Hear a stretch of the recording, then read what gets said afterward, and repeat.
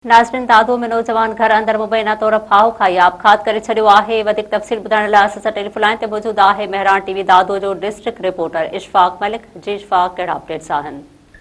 जी बिल्कुल, मां तव्हांखे ॿुधाईंदो हलां त दादू में नौजवान घरेलू अणबरता ऐं गुरबत सबबि पंहिंजे घर अंदरि फाहो खाई ख़ुदकुशी करे छॾी आहे। इतला ते पुलिस जेको आहे उहा वाक़े वारे हंधि पहुती आहे ऐं लाश जेको आहे सो ज़रूरी कार्रवाई लाइ सिविल अस्पताल दादू मुंतकिल कयो वियो, जितां लाश ज़रूरी कार्रवाई बाद संदसि वारसनि जेके आहिनि उहे पंहिंजे अबाणे ॻोठ सूमर ख़ान कंबराणी खणाए विया आहिनि। पुलिस जो चवणु आहे त ख़ुदकुशी कंदड़ नौजवान जी सुञाणप जेको आहे सो अब्दुल क़यूम कंबराणी तौरु थी आहे, जेको हिते दादू शहर में पंहिंजी अमड़ सां गॾु रहंदो हो। संदसि अमड़ जो चवणु आहे त नौजवान गुरबत सबबि उहो परेशान हुयो ऐं राति जॾहिं सुतासीं ऐं सुबुह जो जंहिं महिल असां निंड मां उथिया आहियूं ऐं ॾिठो आहे त असांजो नौजवान जेको आहे हुनजो लाश घर अंदरि ई रसे में टंगियल हुयो। असां अहिड़ो इतला पुलिस ते ॾिनोसीं, पुलिस खे ॾिनोसीं।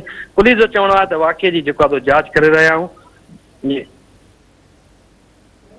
इशफाक, तव्हांजी महिरबानी।